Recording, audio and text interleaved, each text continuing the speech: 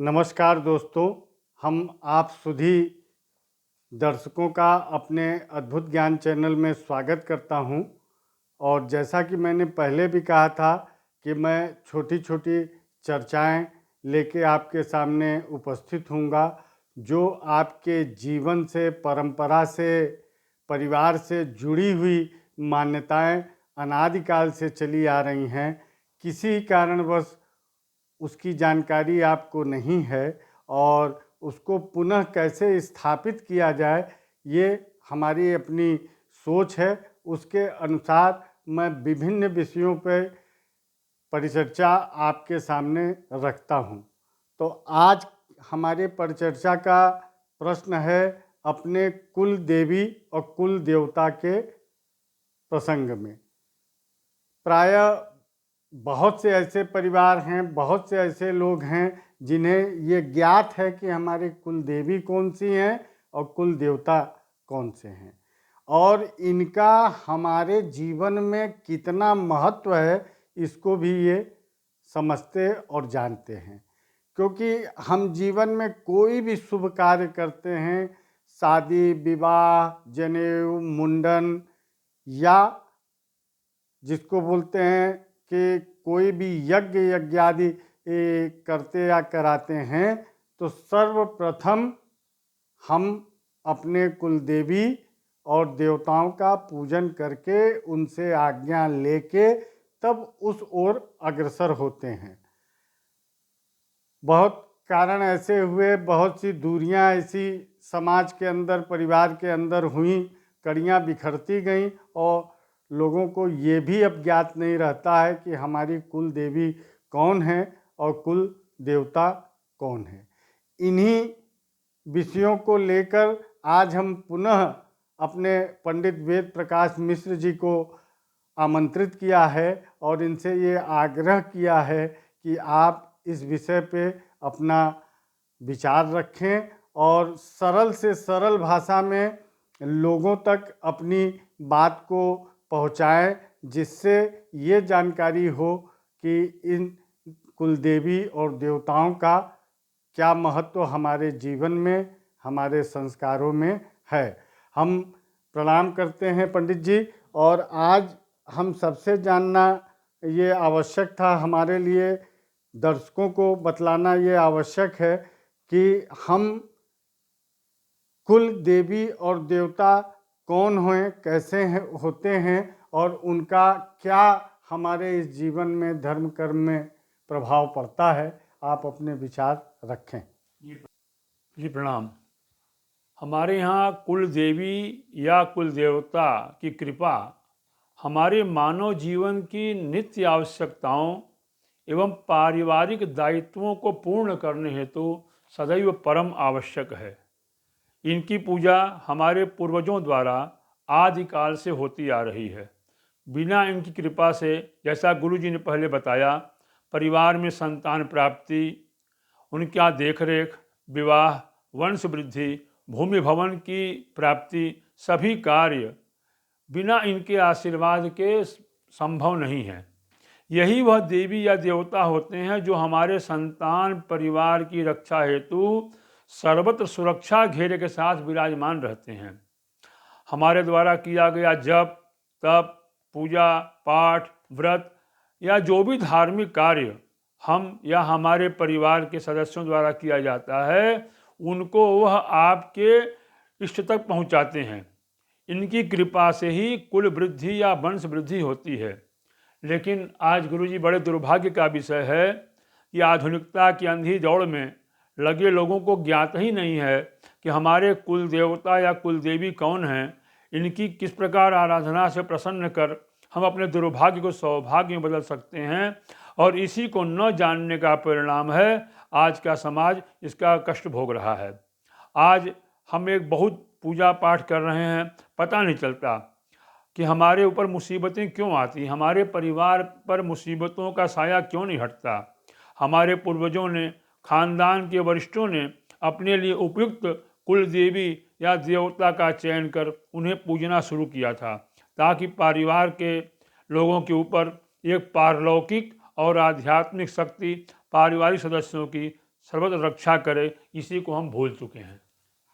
तो किसी कारणवश अगर किसी को ये ज्ञात नहीं है कि उनके कुल की देवी कौन है, देवता कौन है, तो वो कैसे ये जान सकते हैं कि हम किस देवी देवता की आराधना पूजन किस कुल देवी और देवता के स्वरूप में करें? सामान्यतया जितने भी लोग शहरों में आकर बसे हैं वो ग्रामीण अंचल से ही आए हैं। तो ग्रामीण अंचल में दो देवता ज़्यादातर रहते रहे, वन देवी। तो वन देवी में हम दुर्गा को मानते हैं, और रक्षक में हमारे यहाँ किसी भी समाज में दुर्गा या काली या भैरव, इन्हीं को हम अपने कुल देवता के रूप में ज़्यादा मानते हैं। किसी किसी क्षेत्र में वाराह भगवान की भी विशेषता मानी गई है। लेकिन अगर आपको किन्हीं कारणों से ज्ञात नहीं है कि आपके कुल देवता कौन हैं, और आप उनके बारे में जानना चाहते हैं, पूजन करना चाहते हैं, और आपको ज्ञात नहीं, अपने पूर्वजों के द्वारा आपको प्राप्त नहीं हुआ है, तो उसके लिए हमारे यहाँ सबसे सामान्य विषय बताया गया है कि मंगलवार के दिन सात्विक भाव से रहकर श्वेत वस्त्र पहनकर आप ब्रह्मचर्य का पालन करते हुए और जमीन पर शयन करें, और एक लोटा स्वच्छ जल तांबे के पात्र में अपने सिरहाने रखें, और अपने कुल देवता से प्रार्थना करें कि आप प्रकटीभूत होकर हमें दर्शन दें, ताकि आपका जो पूजन हमारे परिवार में रुका हुआ है उसको हम कर सकें।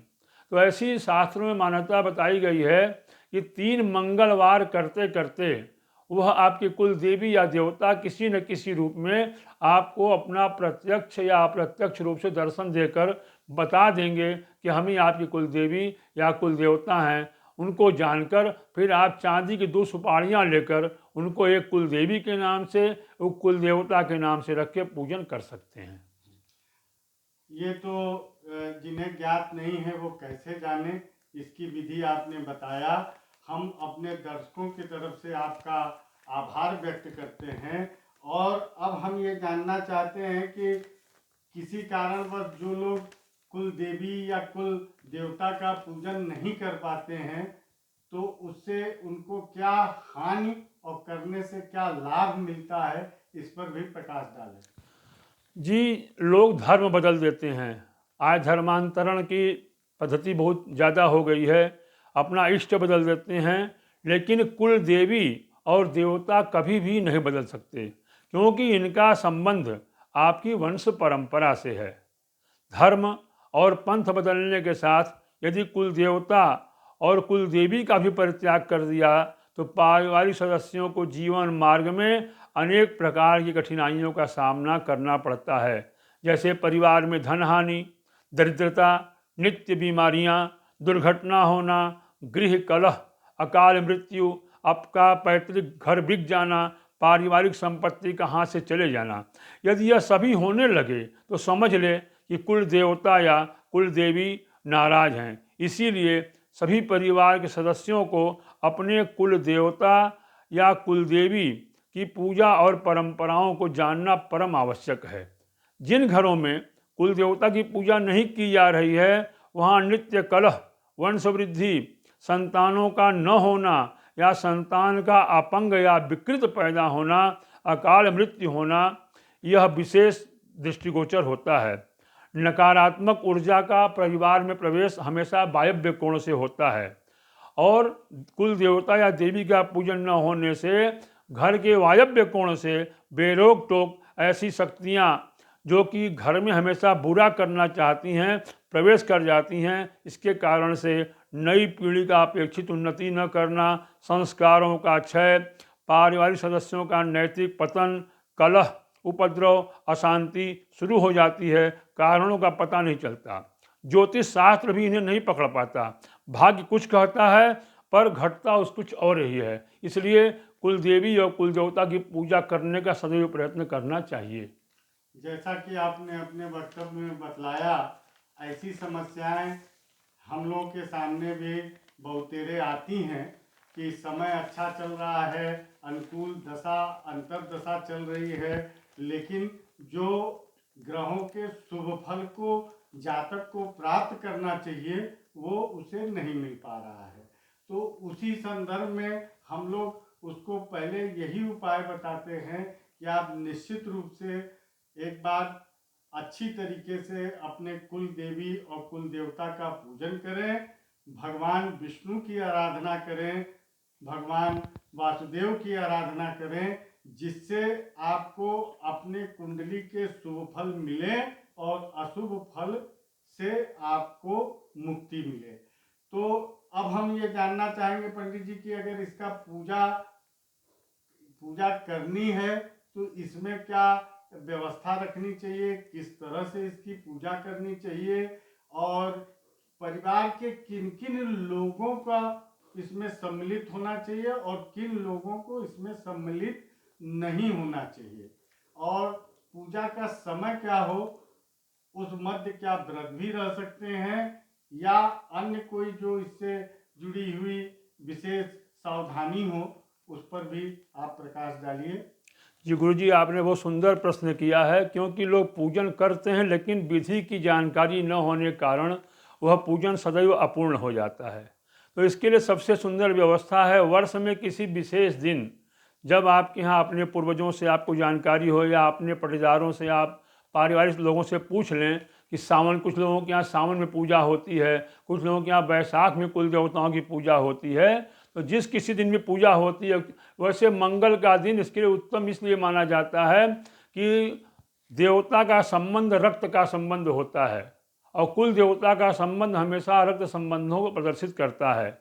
तो मंगलवार का दिन इसके लिए सर्वोत्तम माना जाता है।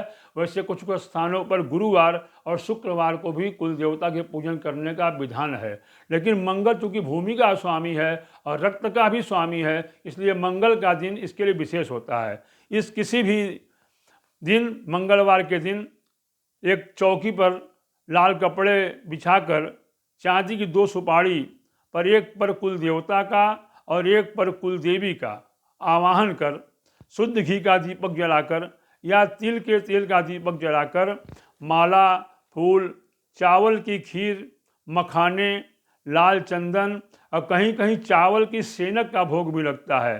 चावल को पकाकर उसमें शुद्ध घी और शक्कर मिलाकर बनाई जाती है, उसको सेनक कहते हैं। अठवाई के भोग में पूड़ी, हलवा और ठेकुआ जिसे हम बोलते हैं वह अठवाई, और कहीं कहीं चूरमा, इसको अठवाई का भोग कहते हैं, और इसका भोग लगावें और गाय की गोहरी को जला करके शुद्ध घी, चावल और गुड़ की अपने कुल देवता को आहुति दें, क्योंकि बिना आहुति के कुल देवता प्रसन्न नहीं होते। लेकिन इसमें स्वच्छता का और जल का विशेष ख्याल रखें। प्रसाद आपके घर के लोग ही खाएं, बाहरी व्यक्ति को कुल देवता का प्रसाद कदापि न दें, क्योंकि वह आपके कुल देवता की पूजन का प्रसाद है। कुल देवी अगर हैं तो साड़ी, चूड़ी व सिंदूर, और कुल देवता हैं तो लाल या पीला वस्त्र, जनेऊ अवश्य अर्पण करें। कुंवारी कन्याओं को जिनका विवाह हो चुका है उनको भी शामिल इस पूजा में न करें।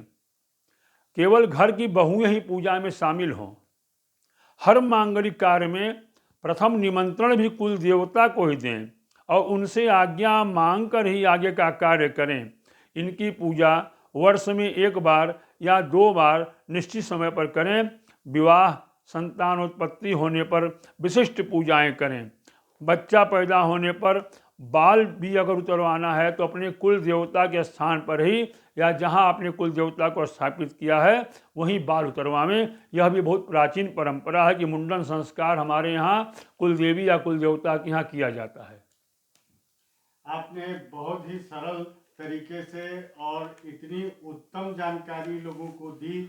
हम समझते हैं कि हमारे दर्शकों को, हमारे देखने वालों को इनकी पूरी बात समझ में आई होगी और वो अब अपने कुल देवी और देवताओं के पूजन के महत्व से भिज्ञ हो गए होंगे और आगे भी इनकी पूजा अर्चना करके अपने जीवन को सुखमय बना सकते हैं। इन्हीं के संग आप सभी का बहुत बहुत धन्यवाद। जय विश्वनाथ।